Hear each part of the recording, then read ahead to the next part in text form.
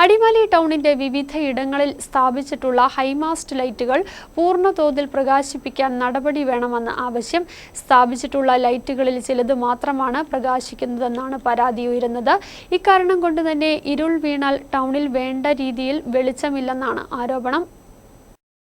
മൂന്നാറിന്റെ പ്രവേശന കവാടമാണ് അടിമാലി. രാപ്പകൽ വ്യത്യാസമില്ലാതെ ദിവസവും നിരവധി വിനോദസഞ്ചാരികൾ വന്നു പോകുന്ന ടൗൺ. എന്നാൽ ടൗണിന്റെ വിവിധ ഭാഗങ്ങളിൽ സ്ഥാപിച്ചിട്ടുള്ള ഹൈമാസ്റ്റ് ലൈറ്റുകൾ പൂർണ്ണതോതിൽ പ്രകാശിക്കുന്നില്ലെന്നാണ് പരാതി. Market junction, central junction, bus stand തുടങ്ങി ടൗണിന്റെ വിവിധ ഇടങ്ങളിൽ ഹൈമാസ്റ്റ് ലൈറ്റുകൾ സ്ഥാപിച്ചിട്ടുണ്ട്. എന്നാൽ സ്ഥാപിച്ചിട്ടുള്ള ലൈറ്റുകളിൽ ചിലത് മാത്രമാണ് പ്രകാശിക്കുന്നതെന്ന പരാതി ഉയരുന്നു. ഇരുൾ വീണാൽ ടൗണിൽ വേണ്ട രീതിയിൽ വെളിച്ചമില്ലെന്നും ആക്ഷേപമുയരുന്നു.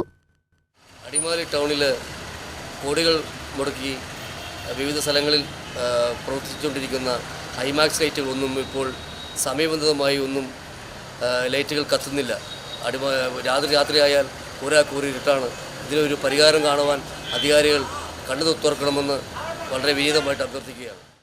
രാത്രികാല KSRTC ബസ്സുകൾ ഉൾപ്പെടെ അടിമാലി ടൗണിലൂടെ വന്നു പോകുന്നു. സ്ത്രീകളും കുട്ടികളും ഉൾപ്പെടെ രാത്രികാല യാത്രികരായുണ്ട്. വിനോദസഞ്ചാരികളായും ധാരാളം ആളുകൾ എത്തുന്നു. ടൗണിൽ പല ഭാഗത്തും മതിയാം വിധം വെളിച്ചമില്ലാതെ വന്നാൽ ആളുകളുടെ രാത്രി യാത്രയ്ക്ക് വെല്ലുവിളിയാകും. ഇരുട്ടുമറിയാക്കി നിയമവിരുദ്ധ പ്രവർത്തനങ്ങൾക്കും സാധ്യത വർദ്ധിക്കും. ഇവിടെ ബ്യൂട്ടിഫിക്കേഷൻ്റെ ഭാഗമായി ടൗൺ ബ്യൂട്ടിഫിക്കേഷൻ എന്ന് പറഞ്ഞുകൊണ്ട് സ്ഥാപിച്ച ലൈറ്റുകളും പലതും തെളിയുന്നില്ല. ഇതെല്ലാം സ്ഥാപിക്കാൻ വേണ്ടി ലക്ഷക്കണക്കിന് രൂപ മുടക്കി നമ്മൾ സ്ഥാപിക്കുന്നു. പക്ഷേ അത് പരിപാലിക്കപ്പെടുന്നില്ല എന്നുള്ളത് വളരെ ദയനീയമായ സാഹചര്യമാണ്.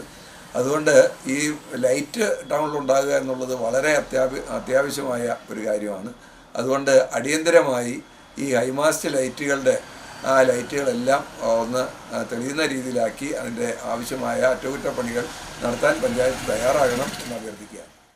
തെരുവു നായ്ക്കളുടെ സാന്നിധ്യവും വർദ്ധിക്കും. ഇത്തരം പ്രശ്നങ്ങൾക്ക് ഇട നൽകാതെ ടൗൺ പൂർണ്ണതോതിൽ പ്രകാശപൂരിതമാക്കണമെന്നാണ് ആവശ്യം. News bureau, Adimali.